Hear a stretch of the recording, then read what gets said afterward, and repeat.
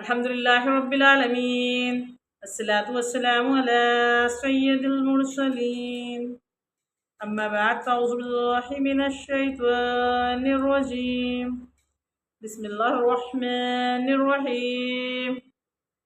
دیکھیں، قالوا ما اخلفنا موعدک بملکنا، انہوں نے کہا ہم نے اپنے اختیار سے آپ کے وعدے کی خلاف ورزی نہیں کی۔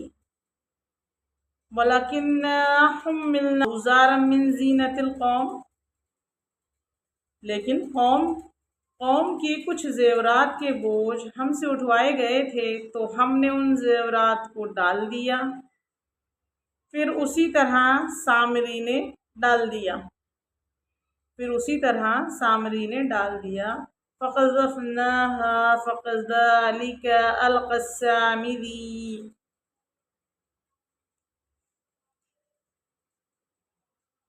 قالوا، انہوں نے کہا، حضرت موسیٰ علیہ السلام کی بات سن کر لوگوں نے کہا ہم نے اپنے اختیار سے آپ علیہ السلام کے وعدے کے خلاف ورزی نہیں کی، لیکن فرعون کی قوم کے کچھ زیورات جو ہم نے اسے عاریت کے طور پر لیے تھے انہیں ہم نے سامری کے حکم سے آگ میں ڈال دیا، پھر اسی طرح سامری نے ان زیوروں کو ڈال دیا جو اس کے پاس تھے، اور اس خاک کو بھی ڈال دیا جو حضرت جبریل علیہ السلام کے گھوڑے کے قدم کے نیچے سے اس نے حاصل کی تھی۔ فَأَخْرَجَ لَهُمْ عِجْلًا جَسَدًا لَهُ، تو اس نے ان لوگوں کے لیے ایک بے جان بچڑا نکال دیا۔ فَأَخْرَجَ لَهُمْ عِجْلًا جَسَدًا لَهُ خُوَارٌ فَقَالُوا هَٰذَا إِلَٰهُكُمْ وَإِلَٰهُ مُوسَىٰ، تو اس نے ان لوگوں کے لیے ایک بے جان بچڑا نکال دیا جس کی گائے جیسی آواز تھی، تو لوگ کہنے لگے یہ تمہارا معبود ہے۔ جس کی گائے جیسی آواز تھی، اجلن ایک بچڑا، خوار گائے جیسی آواز، لوگ کہنے لگے یہ تمہارا معبود ہے۔ ھذا الہکم و الہ، لوگ کہنے لگے یہ تمہارا معبود ہے اور موسیٰ کا معبود ہے، اور موسیٰ بھول گئے ہیں۔ موسیٰ بھول گئے ہیں۔ شان نزول، فَأَخْرَجَ لَهُمْ عِجْلًا جَسَدًا، تو اس نے ان دونوں کے لیے ایک بے جان بچڑا نکال دیا۔ یہ بچڑا سامری نے بنایا اور اس میں کچھ سوراخ اس طرح رکھے کہ جب ان میں داخل ہو تو اس سے بچڑے کی آواز کی طرح آواز پیدا ہو۔ ایک قول یہ بھی ہے کہ وہ اسب جبریل کی خاک زیر قدم ڈالنے سے زندہ ہو کر بچڑے کی طرح بولتا تھا۔ فقالو، تو کہنے لگے، یعنی بچڑے سے آواز نکلتی دیکھ کر سامری اور اس کے پیروکار کہنے لگے یہ تمہارا معبود ہے، اور حضرت موسیٰ علیہ السلام کا معبود ہے، اور حضرت موسیٰ علیہ السلام معبود کو بھول گئے اور اسے یہاں چھوڑ کر اس کی جستجو میں کوہ طور پر چلے گئے۔ بعض مفسرین نے کہا کہ اس آیت کے آخری لفظ نسیہ کا فاعل سامری ہے، اور اس کا معنی یہ ہے کہ سامری نے بچڑے کو معبود بنایا اور وہ اپنے رب کو بھول گیا۔ یہ معنی ہے کہ سامری اجسام کے حادث ہونے سے استدلال کرنا بھول گیا۔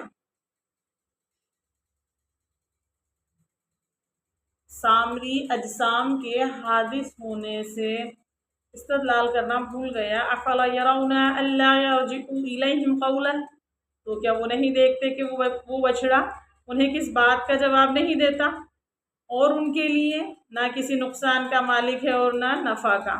ولا یملک لهم ضرا ولا نفعا، اور نہ کسی نقصان کا مالک ہے اور نہ نفع کا۔ शान नुज़ूल, अफला यरौना, तो क्या वो उन्हें नहीं देखते।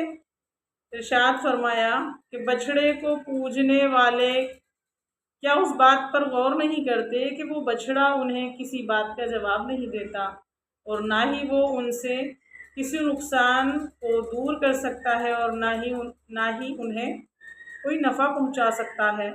और जब वो बात का जवाब देने से आजिज़ है और नफ़ा नुकसान से भी बेबस है तो वो माबूद किस तरह हो सकता है। इस आयत से मालूम हुआ कि रोशन आयत और मोजज़ात देखने के बाद बसीरत का अंधापन और अक्ल वालों की अक्ल व फ़हम का सबब हो जाना बहुत बड़ी बदबख्ती है। अल्लाह ताला उससे महफूज फरमाए, आमीन।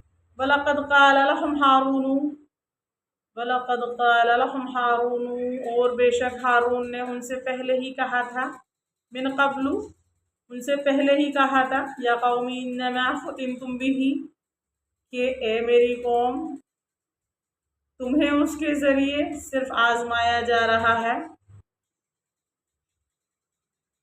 और बेशक तुम्हारा रब रहमान है, व इन्ना रब्बकुम रहमान, और बेशक तुम्हारा रब रहमान है। फत्तबिऊनी व अतीऊ अमरी, तो मेरी पैरवी करो और मेरे हुक्म की इताअत करो। वलक़द क़ाल लहुम हारून मिन क़ब्ल, और बेशक हारून ने उनसे पहले ही कहा था। इरशाद फरमाया कि हज़रत मूसा अलैहिस्सलाम के कौम की तरफ लौटने से पहले बेशक हज़रत हारून अलैहिस्सलाम ने लोगों को नसीहत की और उन्हें उस मामले की हकीकत से आगाह किया और फरमाया था, ए मेरी कौम, उस बछड़े के ज़रिए सिर्फ तुम्हारी आजमाइश की जा रही है, तो तुम उसे ना पूजो, और जो बेशक तुम्हारा रब जो इबादत का मुस्तहक़ है वो रहमान अज़्ज़ वजल है, ना कि बछड़ा। तो मेरी पैरवी करो और बछड़े की पूजा छोड़ देने में मेरे हुक्म की इताअत करो। और पढ़ो, वाज़ व नसीहत की उम्दा तरतीब पढ़ा दूँ।